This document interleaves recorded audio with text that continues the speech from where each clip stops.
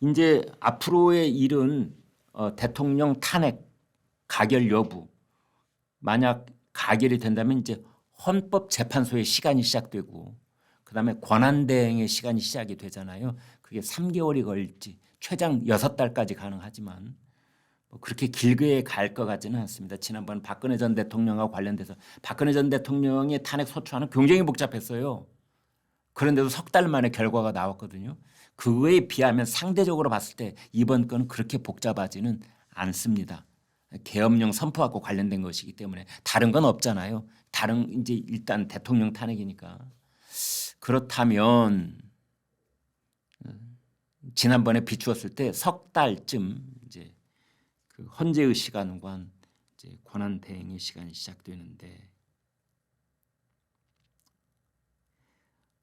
결국은 이번에 윤석열 대통령의 계엄 선포의 요건에 맞느냐 안 맞느냐 이걸 겁니다.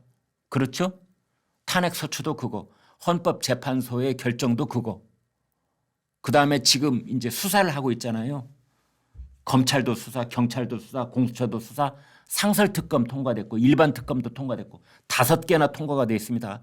윤석열 대통령의 계엄령을 살펴보겠다는 그게 5개나 있습니다. 하나로 아마 합쳐질 가능성이 있는데 어찌됐든 저찌됐든 거기에서 가장 중요한 것이 계엄 요건에 맞느냐 안 맞느냐 이겁니다.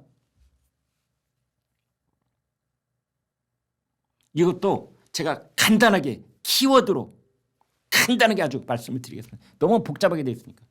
이 계엄 요건에 관한 건 2가지가 있습니다. 2가지. 딱 2가지. 하나는 헌법, 하나는 계엄법. 헌법은 우리나라 최고법입니다. 최고의 법. 우리나라뿐만 아니라 미국도 그렇고 뭐 프랑스도 그렇고 뭐 다 헌법이 있는 나라는 다 헌법이 최고죠. 그 나라를 운영하는 성경책, 법, 그러니까 불경, 그 뭐 못지않은 그 나라가 세워진 근간을 이루고 있는 것이 헌법이니까 헌법. 그리고 그 헌법에 관련 그 법조문에 따라서 이제 거기에 법이 하나 따로 이렇게 만들어지는 것이죠. 그게 계엄법입니다. 헌법 77조에 계엄은 언제 선포하느냐? 전시 사변에 준하는 국가 비상사태 때 선포하고 돼요.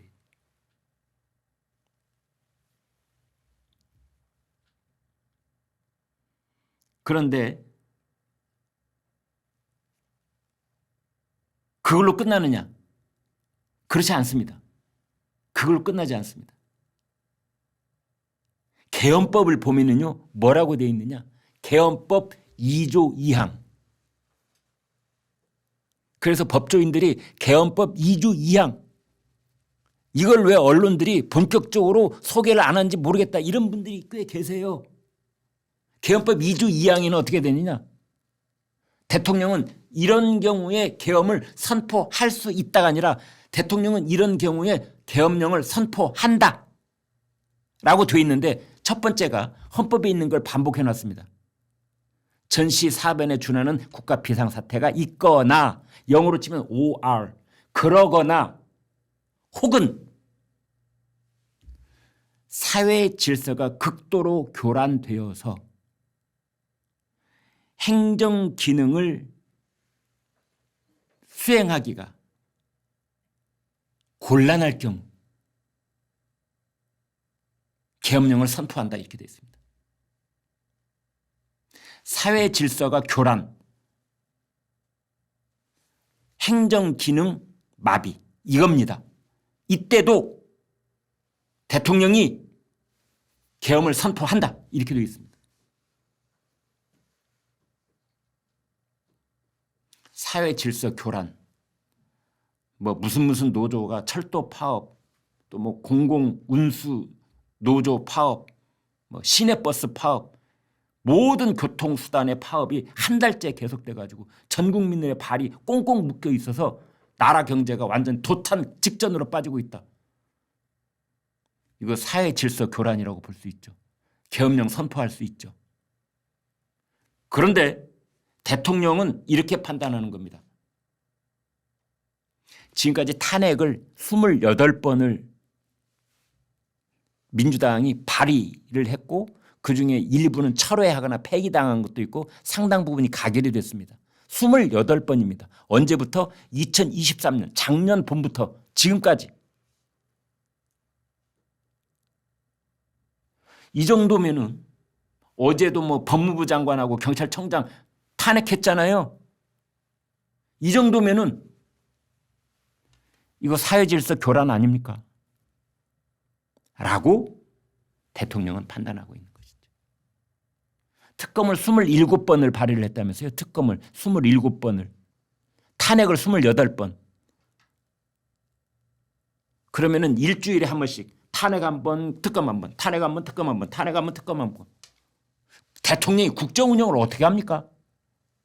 그러면 대통령이 국회를 해산해서 국민의 신임을 다시 물으면 되는데 국회 해산권이 없잖아요. 저희 시청자분들 중에서 뭐 많은 분들이 그런 문자를 올려오시기 때문에 제가 드리는 말씀인데 국회 해산하라. 국회 해산이 답이다. 그런 분들이 계시는데요. 지금 우리나라 헌법과 법률에는 국회를 해산할 수 있는 방법이 없습니다. 주민 소환 제도도 없습니다. 그래서 대통령이 지겹도록 거부권을 행사하는 겁니다. 거부권 행사하면 똑같은 법을 문자 하나 안 고치고 다시 발의. 그럼 또 거부. 다시 발의. 또 거부. 이 쳇바퀴 돌듯 도돌이표를 계속 찍고 있었던 소위가 거기에 있었던 건데 이걸 견딜 수 없었던 대통령이 마지막으로 검사 탄핵, 감사원장 탄핵을 보고 이대로 놔둘 수는 없다. 대통령이 어제 직접 한 말입니다. 거기에 이르러 이대로 놔둘 수는 없다라는 생각 끝에 비상계엄을 떠올리게 됐다라고 어제 대통령이 담화에서 얘기를 했어요. 자, 이제 이거를 지금 우리나라 여론조사를 하면은 78%가 오늘 한국일보의 여론조사 결과가 일면에 이렇게 딱 나와 있더라고요. 78%가 탄핵에 찬성한다고 나와 있습니다. 대통령 탄핵. 그런데 국회에 탄핵 소추안 가결 여부를 묻는 표결을 여론조사에 근거해서는 할 수 없잖아요. 헌법재판소가 탄핵에 맞는지 이 여부를 여론조사에 근거해서 할 수 없는 거 아닙니까? 법리적으로 따져야 되는 것 아닌지요. 그렇죠? 그렇다면 우리나라 계엄법 제2조 2항에 대통령의 계엄 선포 이것이 거기에 법과 적합한지 아닌지 이 여부를 따져봐야 된다.